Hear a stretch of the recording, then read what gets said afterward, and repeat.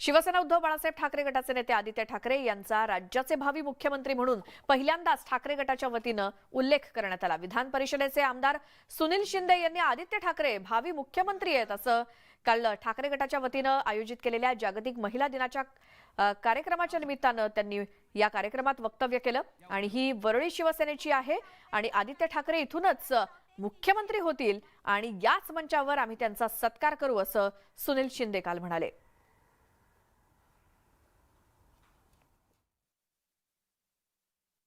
शिवसेनेचे आमदार संजय शिरसाट आपल्यासोबत आहे। काल वरळीमध्ये एक सभा झाली आणि त्या कार्यक्रमामध्ये आदित्य ठाकरे हे नवीन मुख्यमंत्री होणार असं त्या ठिकाणी मोठ्या प्रमाणात घोषणाही देण्यात आल्या होत्या आणि आदित्य ठाकरे यांना आता शिवसेनेमध्ये मुख्यमंत्री करणार असं बोललं जातं।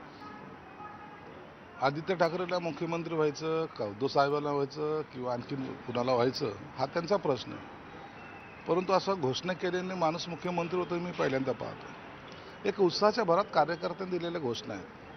काही लोक अजितदादांचं मुख्यमंत्री म्हणून बॅनर लावतात, काही दिलीप वळसेंचं लावतात, काही सुप्रिया सुळेंचं लावतात। यांना कशी घाई झालेली सत्ता मिळवण्याची, यांना सर्वसामान्याचं काही देणे घेणे नाही। फक्त आता मी सत्तेमध्ये कसा जाईल किंवा सत्तेमध्ये कसा राहील यासाठी हा केविलवारा त्यांचा प्रयत्न आहे आणि म्हणून घोषणा दिलेले मुख्यमंत्री होतोय ते मी पहिल्यांदाच ऐकतोय।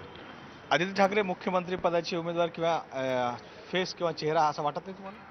नाही नाही, आदित्य हा मुख्यमंत्र्याचा चेहरा होऊच शकत नाही, कारण की राजकारणामध्ये जर उद्या जर मी जर ठरवलं की नाही आपल्याला पाहिजे, स्वप्न माणसाने कोणतीही पाहावी, परंतु त्याला तडीस जातील का नाही याचा सुद्धा विचार केला पाहिजे। राजकारणामध्ये अनेक मोठे नेते आहेत, अनेक मोठे सिनियर माणसं आहेत, ते काय करतील? त्यांचा अनुभव ह्या महाराष्ट्राला त्यांच्या अनुभवाची गरज आहे। उद्या कोणी येऊन कोणत्याही खुर्चीवर बसून राज्यकारभार करता येतो अशातला भाग नाही। व्हिडिओ जर्नलिस्ट रमेश भटसह विनोद राठोड, न्यूज 18 लोकमत, मुंबई। थेट जाऊयात विधानभवनाबाहेर माध्यमांशी नाना पटोले बोलतायत। आत्महत्या करून घेतल्यात विविध भागामध्ये आणि अशी ही परिस्थिती असताना राज्यामध्ये ज्या पद्धतीनं कर्जाचा बोजा वाढून राज्याच्या जनतेला कर्जामध्ये ओतून एक प्रकारची महागाई वाढवण्याचा एक प्रयत्न सरकारने केला आणि सर्वसामान्य लोकांचं जगणं मुश्किल करून घेतलेलं आहे। आमची मागणी आहे की शेतकऱ्यांचं सगळं सरसकट कर्ज माफ झालं पाहिजे, ही अपेक्षा या आजच्या बजेटमधून आहे। शेतकऱ्यांच्या शेतीपंपाच्या विद्युत बिलं माफ केली गेली पाहिजेत, ही या बजेटमधून आम्हाला अपेक्षा आहे, जेणेकरून अन्नदाता एकदा सुरक्षित होईल। त्यांच्या पिकाला घेण्याची व्यवस्था, कारण की कांदा असेल, कापूस असेल, ज्वारी असेल, मका असेल, गहू असेल, चणा असेल, तूर असेल, धान असेल, असे सगळे पिकाचा शेतकरी आज आपल्या राज्यामध्ये परेशान आहे, अडचणीत आलेला आहे आणि म्हणून शेतकऱ्याला भरीव मदत दिली गेली पाहिजे। राज्यामध्ये मोठ्या प्रमाणात